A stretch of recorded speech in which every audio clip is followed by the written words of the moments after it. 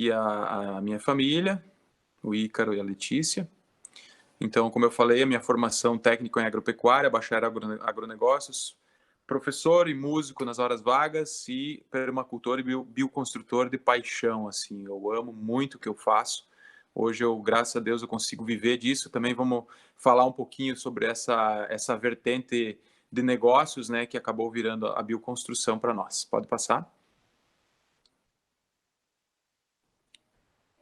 Bom, essa aqui é a nossa casa, galera. Então, é uma casa que a gente vai falar um pouco mais de detalhes depois no tour, tá? Mas é uma casa de bioconstrução com materiais convencionais também, principalmente na fundação. A gente usou cimento na fundação, ela é estruturada com eucalipto, tem paredes de terra crua, telhado verde e usamos outros materiais também. Pode passar. Permacultura, galera, já ouviram falar, sabem o que é? Pode passar. Bom, permacultura baseada em 3 princípios éticos extremamente importantes, que é cuidar da terra, cuidar do futuro, cuidar das pessoas. Então, baseado nisso, a gente também trabalha a bioconstrução, que está embaixo desse grande guarda-chuva que é a permacultura. É uma das vertentes da permacultura, né? Então, no nosso projeto, a gente sempre teve esse princípio ético em todos os momentos da obra, desde a escolha do terreno até a fabricação da tinta para o acabamento final. Então, é muita coisa que envolveu e a gente sempre se preocupou muito com o ambiente, né? Pode passar. Permacultura consiste no planejamento e execução de opções humanas sustentáveis, ocupações humanas sustentáveis, unindo práticas ancestrais aos modernos conhecimentos das áreas, principalmente de ciências agrárias, engenharias, arquitetura, ciências sociais, todas abordadas sob a ótica da ecologia. Pode passar. Bill Mollison, que é o cara que pensou a permacultura, fala que é a elaboração, implantação e manutenção de ecossistemas produtivos que mantenham a diversidade, a resiliência e a estabilidade dos ecossistemas naturais, promovendo energia, moradia e alimentação humana de forma harmoniosa com o ambiente. Pode passar? Então, bioconstrução, no caso para mim, galera, esse primeiro princípio que eu vou falar aqui, habitar sem devastar, é uma coisa que para mim é isso, habitar sem devastar. Vocês sabem o quanto que é impactante hoje a construção civil convencional para o meio ambiente. E a bioconstrução vem numa paralela, assim, na questão de materiais, né, e na questão da preocupação, na questão da sustentabilidade do processo, onde ela prova que é possível fazer diferente, né? E eu tô morando dentro de uma dessas provas aí. Pode passar. Então, os 3 princípios que eu construí a partir dessa ótica de habitar sem devastar são os seguintes. Desconstruir para bioconstruir. Por que desconstruir, galera? Vocês imaginem só. A gente nasce e quando a gente nasce, nós já iniciamos o nosso processo, talvez até na gestação, a gente já inicia o nosso processo de absorver informações. Essas informações são, por vezes, complexas, simples, mas elas têm um conceito por trás que vai nos fazer nos motivar ou nos comportar de forma A, B ou C. E o que eu quero chegar é de que no molde atual nós temos muitos padrões, né? Nós temos padrão de vida. Se eu perguntar para vocês o que vem na mente de vocês quando fala casa, o que é casa para vocês? Muitos vão pensar, pô, é o lugar mais massa que eu tenho, é o meu ninho, é o meu esconderijo, é o lugar que eu gosto tanto de ficar. Outros já vão pensar no formato dessa casa, né? É uma casa assim, pô, é a casa dos meus sonhos, casa de 2 pisos, uma casa não sei o quê. Tá. Então, existem padrões e dificilmente a gente escapa desses padrões, porque desde criança a gente foi alimentado por isso, né? Então, esse é um ponto extremamente importante que para mim pesou muito na época da construção, porque eu também fui criado, como a maioria de vocês, dentro dos padrões. E para você bioconstruir, você precisa desconstruir padrões para conseguir enxergar essas possibilidades que a natureza te dá de materiais para construir uma casa. Então, esse é um fator extremamente importante. É uma transformação que começa de dentro para fora e não de fora para dentro. Então, isso eu gostaria que vocês levassem como uma das principais pontos dentro da bioconstrução. Pode seguir. Faça você mesmo, crie autonomia e economia. Eu entendo que o processo de construção de uma casa, se todos nós fôssemos capazes ou tivéssemos a possibilidade de construir os nossos lares, galera, nós entenderíamos a obra como não só como parede, telhado, janela e porta. Nós entenderíamos a obra como parte da gente, como parte da nossa história. Aqui na nossa casa, por exemplo, a gente tem detalhes de tanta coisa, de tanta coisa interessante, sabe? E tudo tem uma história, e tudo tem um porquê, porque foi construído por nós. A gente colocou a mão do princípio ao fim do projeto. E isso seria muito legal de ver nas pessoas, né? As pessoas construindo seus próprios ninhos, assim como os pássaros, assim como todos os animais da natureza fazem, né?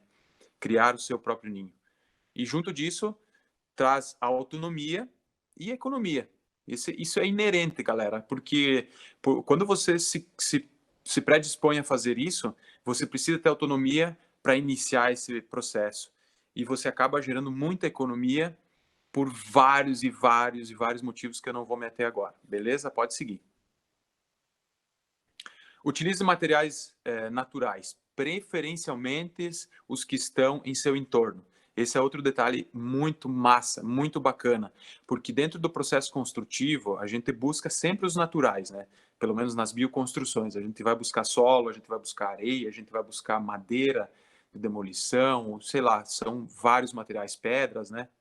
Mas o bacana também é você fazer a observação do que você tem de disponibilidade no teu local de construção. E obviamente que uma das coisas que você vai ter é terra. Então, terra nós temos em todos os lugares.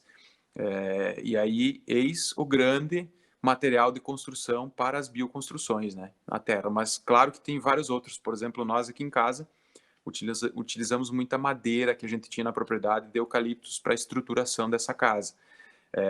Também utilizamos materiais que estavam muito próximos, por exemplo, pedras. Nós temos uma parede de pedras aqui na nossa casa, que é de uma mina aqui pertinho. Utilizamos materiais de demolição, como, por exemplo, o tijolo de demolição, que a gente encontra muito por aqui também. Então, a gente foi fazendo essa busca de materiais naturais ou, de preferencialmente, locais também. Pode passar. Técnicas de bioconstrução. Eu vou só dar uma pincelada para vocês terem noção e conhecimento de algumas. Pode seguir. Adobe. Adobe é um tijolo de barro. É um tijolo feito geralmente com solo, palha, esterco de vaca, água. Alguns lugares, como o nosso aqui, que tem uma terra muito argilosa, a gente tem que adicionar areia para estabilizar esse material, porque senão o trabalho da argila vai fazer com que esse material tenha um encolhimento muito grande ou rachaduras, né? Pode gerar vários problemas. Pode seguir. Cobe. Essa é a técnica que a gente utilizou aqui na nossa casa. Vocês estão vendo um casal ali pisando no barro. É uma técnica super antiga, muito utilizada principalmente na América do Norte, Europa e em alguns países da Ásia.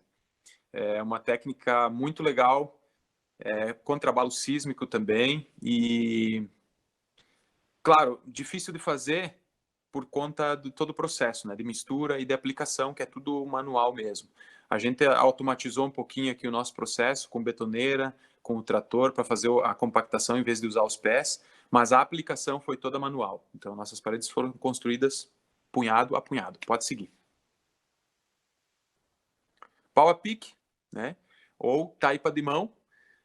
Essa técnica aqui ela é bacana porque quem não tem conhecimento de bioconstrução imagina que casa de barro é sempre de pau a pique, né? Porque é o que mais aparece nas mídias, nas novelas, nos jornais e ali dentro também nesse sistema que vocês estão vendo na foto é um sistema que geralmente utilizado no nordeste do país e no extremo sul brasileiro. É um sistema que por não ter acabamentos, ele acaba sendo um lugar para hospedar o barbeiro que transmite a doença de Chagas. Então, tem muita galera no Brasil e no mundo que pensa que casa de barro hospeda doença, né? Por causa do barbeiro, que é esse inseto. Mas não, isso não é uma verdade. Só acontece quando os casos são assim que vocês estão vendo aí na tela, que não tem um acabamento, que ficam frestas, onde o inseto consegue se alojar e se reproduzir e aí acaba transmitindo doença para os habitantes. Pode seguir? Mas é uma técnica bem legal, desculpa aí, tá?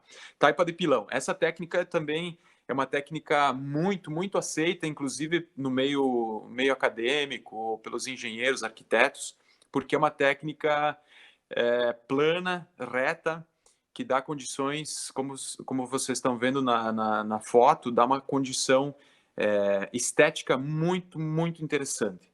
Então, é uma técnica muito legal, galera. Inclusive, eu estou testando pela primeira vez na vida, eu estou fazendo agora um experimento na casa de uns amigos que a gente está fazendo consultoria. Depois eu vou passar o endereço nosso do Instagram. Tem alguns vídeos lá para vocês darem uma acompanhada, umas fotos também. Pode seguir. Para finalizar, temos uma técnica muito massa que eu gosto demais. São duas técnicas, na verdade, mas com a mesma lógica. A terra ensacada, que é o super adobe ou hiper adobe. Essa foto que está na esquerda é o super adobe, do saco branco. É um saco que ele não é vazado, é um saco de plástico, de ráfia. E esse processo, a gente ensaca a terra e com o pilão a gente compacta. Cada fiada ou cada linha tem por baixo dela um arame farpado, que faz a conexão entre os dois sacos para que não haja deslocamento de parede, né? Já na técnica ao lado, na técnica da direita, nós temos o hiperadobo, que foi desenvolvido inclusive aqui no Brasil, que é um saco de rache, se não me engano o nome dele. Ele é um saco tipo o saco de batata, o saco da cebolinha, que se compra no mercado, só que ele vem em bobinas, né, de metro. E aí o que acontece é que, como ele é vazado, na hora da compactação, do apilonamento desse material, nós fazemos automaticamente a conexão das fiadas, ou seja, não precisa mais utilizar o arame farpado entre as fiadas, porque existe uma conexão, uma cola que vai juntar cada fiada e vai deixar uma parede muito forte e muito rápida de construir essa técnica também. Pode seguir. Bioconstrução, uma vivência sustentável. Então, essa frase é uma frase que a gente utiliza aqui no nosso espaço, justamente pela vivência que nós tivemos nesses 8 anos que a gente já está envolvido com bioconstrução, né? E eu gosto muito de compartilhar com a galera, porque a sustentabilidade permeou todos os momentos da nossa obra aqui em Guaraciaba. Pode seguir? Vocês devem estar se perguntando, tá, mas e aí, por que sustentabilidade? Por que isso tem a ver comigo, com o meu trabalho? Pô, imagine só, se nós começarmos a pensar na questão ambiental, sabendo de todos os problemas que nós enfrentamos, não só no Brasil, né, em todos os países do mundo, e saber que existem condições de nós construirmos de outra forma, com outra lógica, com outros materiais, onde a sustentabilidade permeia todo o processo, do início ao fim, e que a gente consegue realmente entrar no âmbito ambiental, social e econômico de forma equilibrada, pô, é uma baita de uma pedida assim para a gente começar realmente, pelo menos, entender, estudar, pesquisar e saber como é que funciona a bioconstrução em si. Pode seguir, Mariane. Então, a questão dos conceitos que eu tinha falado para vocês é justamente a desconstrução, né? É o que eu imagino que seja necessário para a gente iniciar esse processo de compreensão, de entendimento e de sensibilização para a bioconstrução, porque a gente vem dentro dos padrões que a sociedade nos impõe, que a nossa família nos impõe, que os nossos amigos nos impõem, e é difícil a gente escapar dessa teia, é difícil a gente ser fora da curva, sabe? Se você não tem um choque, ou se você realmente não tem muita vontade ou uma conexão muito forte com o planeta, com a natureza e com as coisas que estão ao teu redor. Pode seguir. Bom, no nosso caso, galera, volta uma, por favor. No nosso caso, eu coloquei uma lupa aqui, o Google, livros, para contar um pouquinho da nossa história. Eu falei da questão dos conceitos, né? Eu tive muito problema com a minha família por conta principalmente com meu pai, que no início da obra ele já me chamou de louco, né? Ele falou, cara, tu tá ficando louco, meu. Você vai construir uma casa de terra, cara. A primeira chuva vai desmanchar as paredes da tua casa, cara. Você tá maluco, meu. Então, nessa pegada, galera, você já faz ideia do desafio que é você encarar um projeto desse. A sociedade aqui do nosso município também, a princípio, foi muito... por conta da ignorância, foi muito injusta com nós, sabe? Falavam coisas que não aconteciam, a gente sabia de conversas, porque a cidade pequena a gente se conhece, todo mundo se conhece, então a gente escutava coisas assim absurdas, sabe? E foi um desafio muito grande. Mas enfim, a gente se baseou nas pesquisas, muita pesquisa, isso foi no ano de 2012. Para vocês terem uma ideia, o Google aquela vez não tinha 10% do que hoje tem disponível de bioconstrução, então tinha muito menos material. E eu já na arrancada do início dos estudos encontrei bastante dificuldade.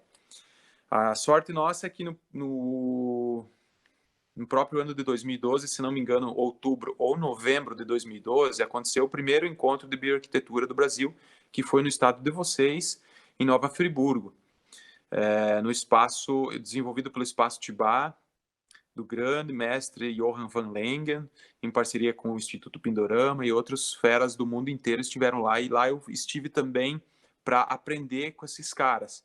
Então lá eu trouxe muito material bibliográfico, que nos ajudou com certeza muito no nosso processo. Pode seguir. Experimentação, a gente fez muita experimentação, galera. O nosso terreno aqui era teste. Então, o que acontecia? A gente testava teoria versus prática. Funcionou? Funcionou. Não funcionou? O que aconteceu? Aonde que eu errei? O que faltou? O que eu botei a mais? O que eu botei a menos? Muitas vezes a gente não encontrava essa resposta, porque ainda não tem ninguém fora nós, aqui na região, que lide com esse tipo de construção. Então, é algo muito novo, na verdade, no Brasil inteiro. E aí, obviamente, esse processo nos fez ter muita experiência, muito conhecimento, porque a gente mais errou do que acertou. Pode passar. E aí eu coloquei aqui a carinha de feliz e a carinha de triste, porque realmente a gente tinha momentos de muita alegria e tinha momentos de muita tristeza. E esses momentos, eles ainda se apresentam. Apesar da gente estar morando na casa já há 5, quase 6 anos, a casa nos apresenta desafios e nos apresenta coisas muito maravilhosas, como, por exemplo, a questão térmica dessa casa, que é algo fabuloso, sabe? Assim, ela é uma casa que realmente tem uma condição térmica muito, muito agradável. Nós temos mínima de 17 e máxima de 27, independente do externo. Claro que, se eu abrir porta, janela, ventilar a casa, eu tenho uma oscilação maior. E assim como experiências ruins que ela está nos apresentando hoje, por exemplo, o meu reboco. Nosso reboco também é natural. A base de argila, a base de areia, a base de grude cozido, a base de óleo de linhaça, enfim, alguns agregados também. E esse processo acabou aparecendo problemas e hoje a gente está trocando o reboco da nossa casa, com 5 anos e meio. Então é um processo dolorido, né? Não é legal. Mas, claro, é aprendizado. Eu descobri aonde eu errei. O que eu fiz de errado para ter dado problema antes da hora. Então, esse é o legal do processo de experimentação, teoria versus prática. Pode seguir. Bom, a gente tinha sempre em mente o nosso sonho, né, da construção, e um objetivo muito, muito claro no processo. Como é que nós iríamos fazer, quanto tempo nós teríamos disponível, qual era o nosso planejamento financeiro, enfim, várias coisas que a gente pensou e planejou antes de iniciar o processo construtivo. Então, o nosso processo ele fluiu muito bem. Aconteceu dentro do que a gente imaginava, não tivemos surpresas, e foi muito valioso assim todo esse período de construção. Pode seguir. Nós temos um local muito abençoado aqui, galera. A gente está no interior do município, então fazem a conta. Eu já moro no interior, né? Guaraciaba é uma cidade interiorana. Eu estou no interior de Guaraciaba. Eu estou a 2,5 km da cidade. Nós estamos no local aqui onde tem bastante agricultura, mas também a gente tem uma floresta aqui do lado, essa cachoeira que vocês estão vendo é do ladinho aqui de casa, 30 metros de casa. Então é um lugar magnífico. Pode seguir. Aí está uma foto minha e do meu sogro, na época, fazendo a maquete da casa, isso em 2012. Pode seguir. Maquete pronta. Pronta sem as paredes, né? Só o estrutural mesmo. Pode seguir.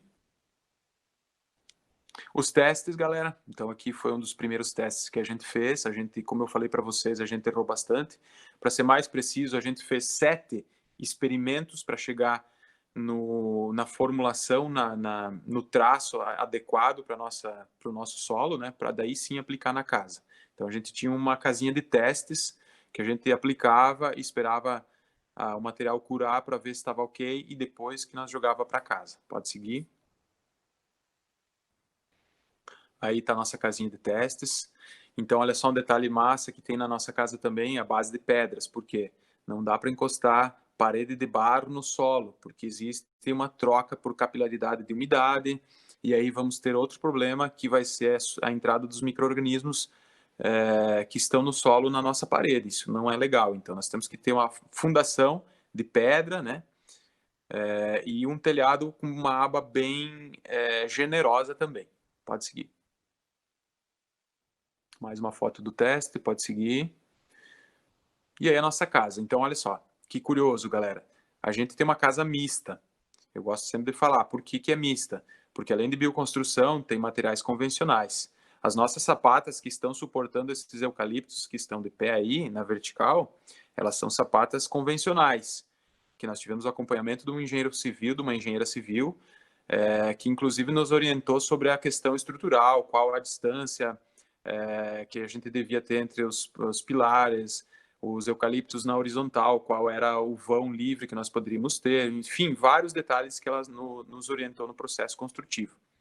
Tá? Então, para vocês terem uma ideia, a gente começou de cima para baixo, basicamente. Fizemos a estrutura de madeira, colocamos o telhado verde para funcionar, fizemos o segundo assoalho e aí iniciamos o fechamento das paredes. Por quê? Porque daí nós conseguimos trabalhar no inverno e inclusive 2013 foi um inverno chuvoso, então para nós foi super importante ter optado por fazer a casa assim.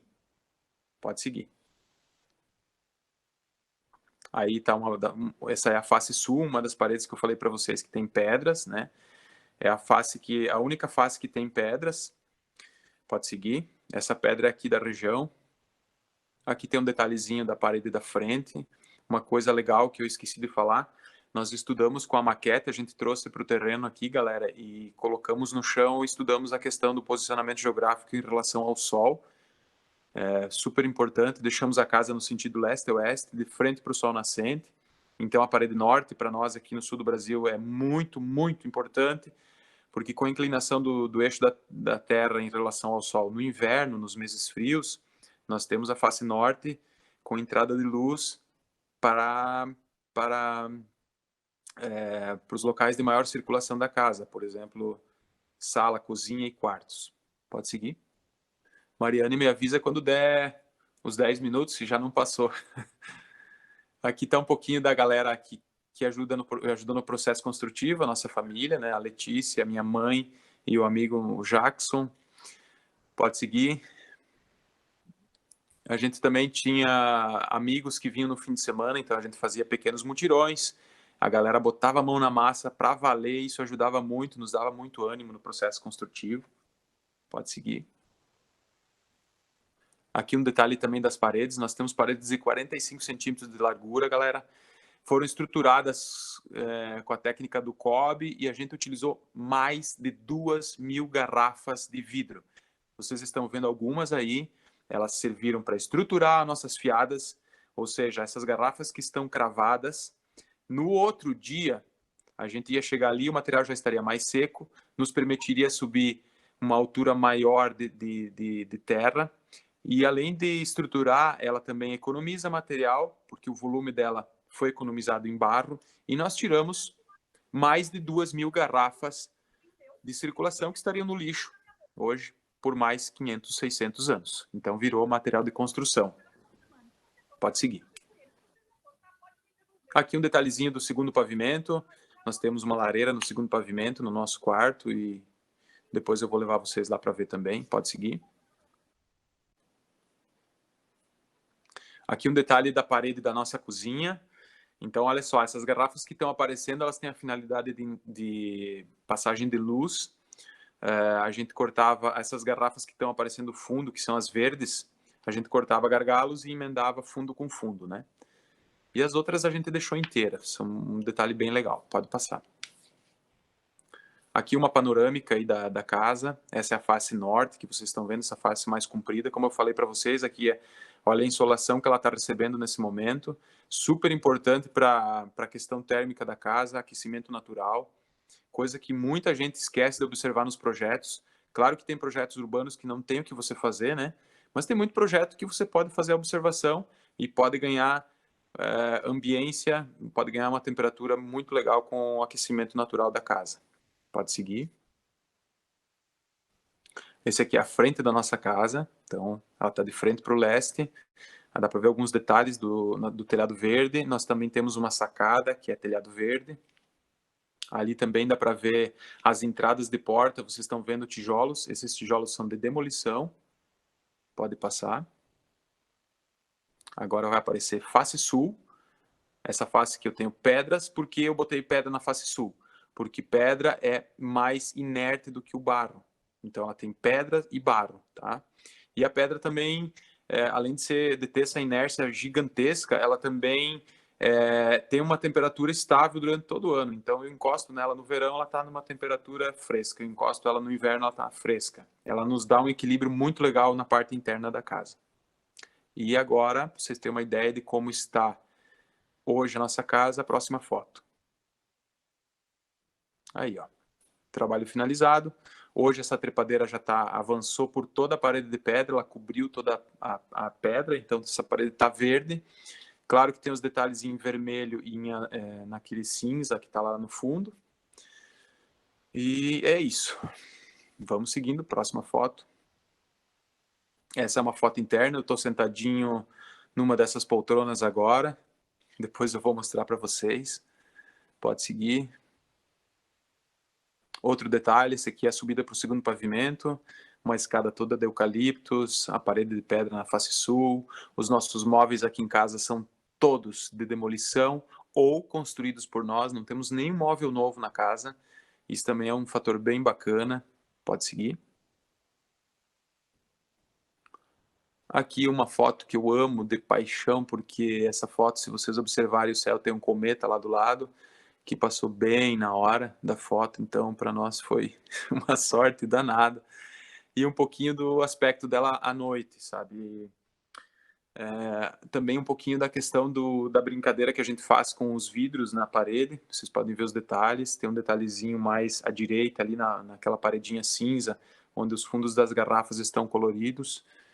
As aberturas da nossa casa são todas de demolição também. Então, um tipo de abertura no segundo pavimento, outro tipo embaixo. Está tudo certo para nós, está tudo legal.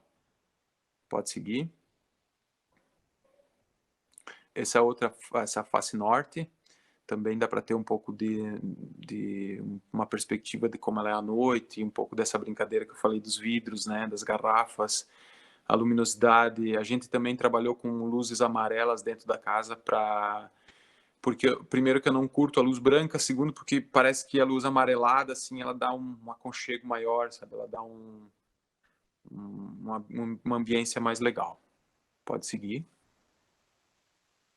Tem também o nosso banheiro seco, que é outra tecnologia, eu não vou me ater aqui, mas eu vou deixar para vocês, que é super, super importante para vocês que vão se formar daqui a pouco, começar a observar a nossa relação com a água potável. E o banheiro seco, existem vários modelos, o banheiro seco nos traz soluções incríveis, galera, incríveis. Pode passar. Aqui o nosso tanque de evapotranspiração, a gente também se preocupou muito com os efluentes, porque os nossos banheiros dentro da casa são convencionais. Esse banheiro seco que vocês viram, ele é fora da nossa casa, tá? A gente optou porque na época da construção não conhecíamos o banheiro seco, não sabíamos se funcionava direito, então optamos em ter banheiros convencionais, mas ter o sistema de evapotranspiração para tratar os nossos efluentes, água cinza e água escura. Pode seguir. Ricardo, desculpa interromper. Faltam Claro. 20 minutinhos, tá? Faltam só 20? Isso. Uau, então Vamos passar rapidinho e eu quero fazer um tour com vocês e aí sobra só 10 minutos para a gente bater um papo, né? Bora lá. Pode passar. Pode passar. Aqui é um lugar que a gente está construindo. A gente vive de turismo, cursos, vivências. Hoje também a gente vive de consultoria, tá? Consultoria online. Nós temos equipe de bioconstrução para fazer operações presenciais também. Pode seguir. Nossa logo, pode seguir. Não vou meter, simbora lá. Pode ir, a gente está nas redes sociais, galera, relacionando, compartilhando e ofertando muita coisa. Então, se vocês quiserem nos acompanhar, nós temos um canal no YouTube chamado Bioconstrução Guaraciaba. Nós temos também o Facebook chamado Bioconstrução. E temos também o Instagram, que é o lugar que a gente mais interage hoje, que é Bioconstrução Guaraciaba. Pode seguir. Pode seguir algumas postagens que a gente faz, alguns cursos que a gente já teve por aqui. Pode seguir. Nosso canal no YouTube tem uma websérie com 10 episódios contando toda a nossa história, como é que foram os processos, receitas de como faz o barro, como é que faz o reboco, como é que faz a tinta, enfim. É muito material bacana aí. Então, acho que é isso, pessoal. Espero que vocês tenham curtido um pouquinho da experiência de bioconstrução e eu estou à disposição aí para nós trocar uma ideia, bater um papo.